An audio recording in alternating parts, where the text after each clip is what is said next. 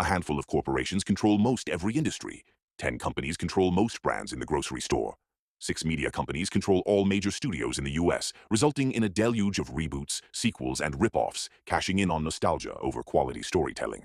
Apple's infinite game approach has given them a significant edge, not worrying about short-term losses. Because Microsoft is stuck in the finite game of quarterly profits, they've dropped out of industries even with a superior product. Windows Mobile and the Zune being two embarrassing examples.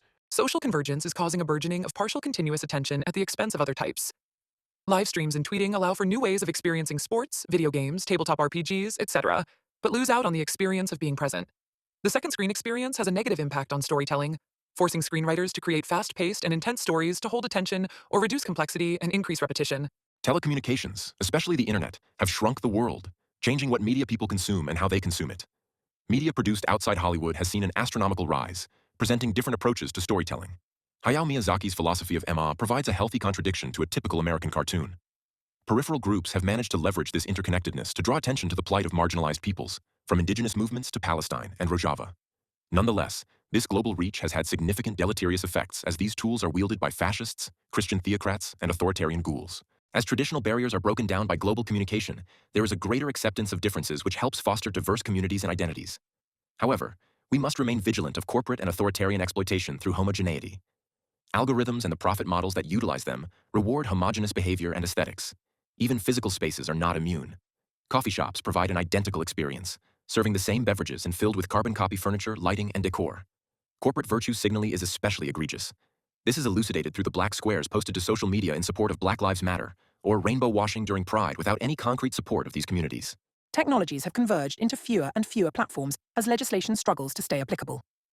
A smartphone no more resembles the telephone of Antonio Meucci than an AR-15 resembles the arms referenced in the Second Amendment.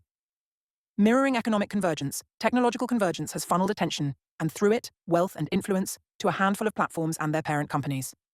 This is worrying as companies prioritize profits and are hesitant to move against bad actors if it disrupts the attention model that drives revenue.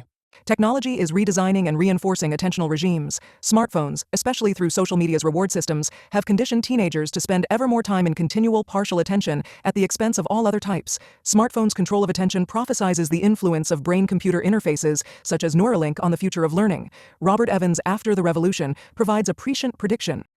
The other 24 students stared ahead with slackened jaws and unfocused eyes. They were all deep in their decks, messaging friends, browsing Snapvids, or playing whatever game was popular right now. More pressing, media is being harnessed by bad actors to indoctrinate youth, with a significant rise in fascism and religious radicalization. Educators need to understand who is courting students, especially young boys, and actively counter their indoctrination. Teachers can learn from Apple's playbook of the infinite game.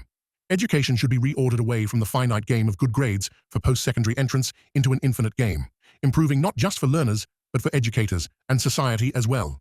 Education requires a just cause. We must reframe schooling to emphasize lifelong learning, critical thinking skills, and social responsibility. The mantra of good grades gets you into a good university, which gets you a high-paying job, is no longer true. It promotes an individualistic worldview anathema to humans being social animals.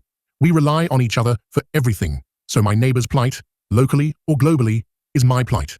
Courageous leadership will need to start with teachers. Educators must champion lifelong learning over short-term metrics. They need to champion equity to model how a truly fair society can be formed by using the school community as a proof of concept. Fostering trusting teams provides an environment that not only makes failure safe, but utilizes it as a learning tool. Teachers must create environments where students actively make mistakes, ask for help, and take risks. Changing. Failing to a not yet is just one example of how this can be implemented. Having worthy rivals leads to healthy competition. Healthy competition breeds innovation and creativity. However, winning at all costs is as destructive to others as it is to oneself. Avoid self-justifications for destructive competition, like euphemisms. We would never spy on our customers. It's data mining. And rationalizations. Nick Naylor, lead spokesman for Big Tobacco, would have you believe he thinks cigarettes are harmless. But really, he's doing it for the mortgage. And instead, learn from rivals' successes and celebrate their achievements. A flexible playbook allows educators to stay abreast with the non-stop flux of our society. By maintaining flexibility, teachers can re-evaluate curriculum, integrate new technologies, and focus on professional development. Students will benefit not only from this updated curriculum and delivery method, but the modeling of continuous improvement through teachers who are an ever-important role model.